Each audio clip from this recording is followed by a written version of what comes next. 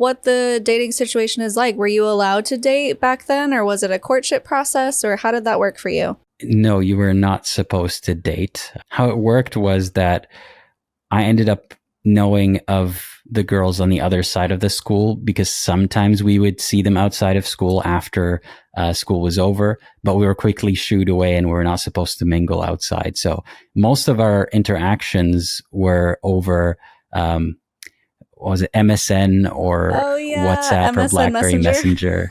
Yeah, it was that stuff. So we've developed like entire friendships and crushes and everything just virtually over these apps. And eventually I managed to get a girlfriend, but that looks very different to what you would think of as a girlfriend because we'd only actually spent time in person, a handful of times over the couple of years that we were together. So most of it was done that way. And even that was frowned upon. I mean, my intention at the time was that going forward, I'll go to university and then we can be together. Like I could propose to her and only then can we maybe hold hands or kiss or, do more than that. But before then, any sort of interaction that went beyond texting, like texting itself was a sin, but I definitely didn't want to do any more major sins than that. Yeah. Oh, so interesting. So you actually dated for a few years. Yeah, you could call it that, but I don't think it qualifies exactly as dating as what you would think of as dating. But yeah. An emotional relationship, at least. Yeah. And it was not supposed to be sexual in any way. So I spent a lot of effort and energy just exercising, trying to, as I was taught that if you want to sort of get those thoughts out of your head, if you want to stop having any sexual thoughts or impulses, just put all your energy into exercise so that you're too tired to masturbate or to think about sex, which doesn't work that way. No, it doesn't work that way at all. It heightens your sex drive when you work out, right? Yeah, that's what I figured. And it made me more attractive, which then made it more difficult for me to not talk to women. So it didn't help. Oh, man. So I'm curious from your perspective, from a guy's perspective, women are taught that you have to cover up, you have to be modest because if someone looks at you in lust, it's your fault because you look too sexy or whatever it is. And maybe you could also talk about what women were supposed to wear where you were growing up.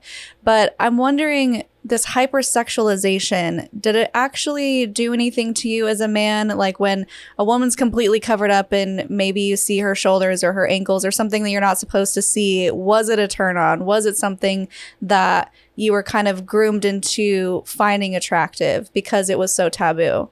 Yes, absolutely. Women at the time were supposed to not be seen outside without wearing a black, that they called it a abaya. It's like a cloak basically that you put on top of whatever you're wearing. And it's kind of baggy. So the shape of your body is not supposed to show. You just kind of look like a tent almost. And even women who don't wear the veil, the hijab on their head, they're supposed to at least loosely cover their hair with a black scarf or something.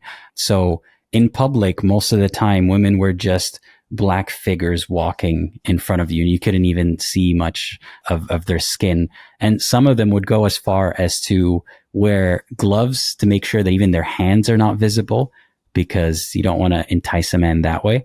And the effect it had was that just the sight of skin or a body part whatsoever was intriguing, if not arousing. So it was not uncommon that because women didn't take public transportation or walk down the street, sometimes they'd have to wait outside for a cab or for a driver. And the traffic would halt sometimes because there will be guys who keep whistling at them or stop and try to talk to them just because they saw a woman's like leg or foot, like she's wearing heels, for example, and that was very arousing to them. It sort of shifted the bar for what is arousing and what is sexy and what is showing off a woman's beauty, to the point that, arms became sexy, legs became sexy, everything about a woman's existence, just the reminder that this is a woman, just seeing her hair, that was arousing enough. And people didn't realize at the time, and I think they don't realize that this causes more men to be aroused around women in a non-sexual context. That sounds really dangerous. I would feel afraid. I mean, you just said just the existence of a woman was arousing and sexy. If you can't even walk around with someone having those feelings and maybe even trying to do something to you, I feel like that would be really terrifying as a woman to exist in that type of world. Mm-hmm. And there was no such importance of modesty, as they call it, ever put on the men. I mean, even to give an example, when men do that pilgrimage of Hajj, they wear like a white piece of cloth around their legs and one around their shoulders. And men can look extremely attractive wearing that. Like a guy can be basically half naked and he's going to worship God, and that's totally fine. But a woman is supposed to hide in her day-to-day life. And even if a woman doesn't wear the hijab or doesn't want to dress that way, when she prays 5 times a day, she's supposed to dress that way in front of God. And that sort of conditions her to think that not dressing that way, or dressing that way, is modest, and not dressing that way is immodest or sinful, even in the eyes of God. Not that God is a man who could be aroused by her while she's praying, but she was supposed to dress as if there was a man in the room. And that, I think, is very telling. Yeah. Yeah, definitely. So at what age did you start pushing the boundaries? I think it was when I went to university. That's when I really started pushing the boundaries, because I was far away from Saudi Arabia at that point, and I wasn't surrounded by people who always talked about sex or always thought about sex in that way. So organically, I just found myself in situations where I could interact with women in a consensual way, of course, in a way that I was not able to before.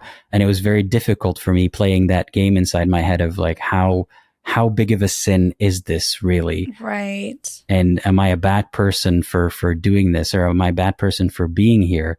And for the first maybe couple of years, I've turned down so many advances. I even played dumb, pretended like I wasn't aware of someone who was interested in me, just because I didn't want to acknowledge that I can't do anything about this, or I'm not supposed to do anything about this. But at the same time, I wanted to form healthy relationships with women in my life. It was a difficult struggle. Yeah, I think that's a really good point to make, which is when you are able to do something that you weren't able to do before because of religious boundaries, you don't really know what baseline is. You don't really know what's considered normal or healthy. And so I think sometimes people can go to the extreme, or I've heard people say leaving any type of high control group. I was planning to be a virgin until I was married. That didn't happen. So I just had sex with everybody because I was like, well, if I'm a sinner, I may as well just go to town with it. And so you end up making decisions that may not be the best for you, or may not be the healthiest choice, I guess. I mean, to each his own, right? But I think that's a really important point to make, is even just having conversations with girls probably felt like you were having sex, or I mean, it didn't, but probably felt as extreme as crossing that boundary.